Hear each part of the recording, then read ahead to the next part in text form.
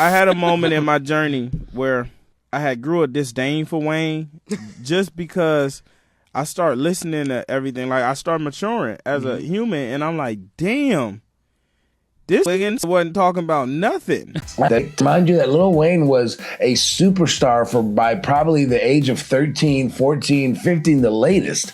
And, you know, one thing that happens with a lot of celebrities when they get to this point in their career, it's really hard for them to develop a actual sense of self, a actual personality of self. Because once you reach a point where you're in the limelight, where you're a superstar in some capacity, then I think your growth potential ends. You kind of just get stuck at that age, because now for your fans, you are forced to just be this, to just be this one trick pony, to just be this character or this persona that you've created that allows you to for them to like you, for them to consume you. Like, if I want to survive, I have to do this. And so that's what ends up happening. You have to create, and you have an audience that is demanding of your creativity to be in a specific lane of things, of subject matter, of creative spirit, then you kind of do get lost in the sauce, in the sense of you have to provide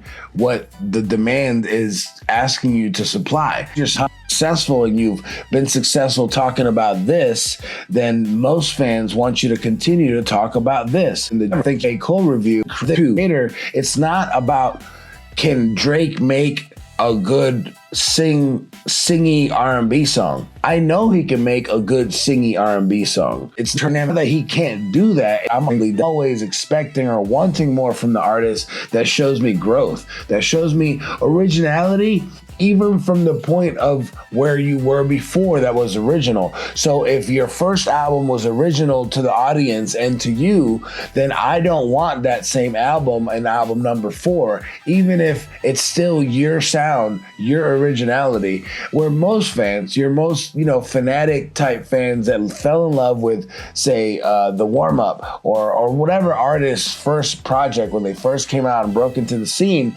they may want that same album, that same sound, that same lyrical context and dynamics forever. I appreciate artists that challenge themselves, that create something new, and that create different vibes. When it comes to Lil Wayne, I think he transcended with the times, but I think he was also a leader of his generation. And even though he didn't really talk about anything important, for me, when I first heard Lil Wayne, I was living in Georgia, in Savannah, Georgia, and his first album, The Carter, wasn't my landing ground on the Lil Wayne listening scale.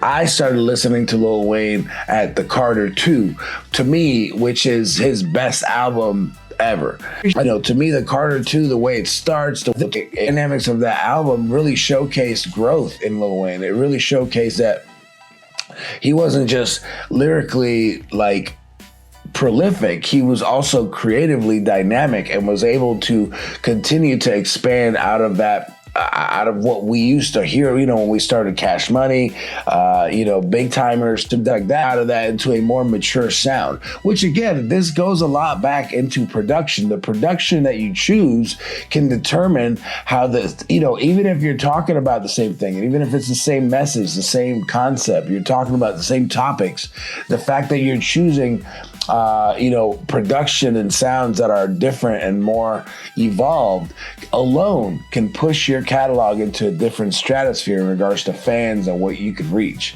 With that being said, this is Rambo Hustle with the Hip Hop Report. I hope you have a great day. And please tell me that this comment is not true, because I would like to believe that we can create a community and I can create a channel in which we champion and celebrate hip hop at its art form and leave all the other gossip and bullshit behind.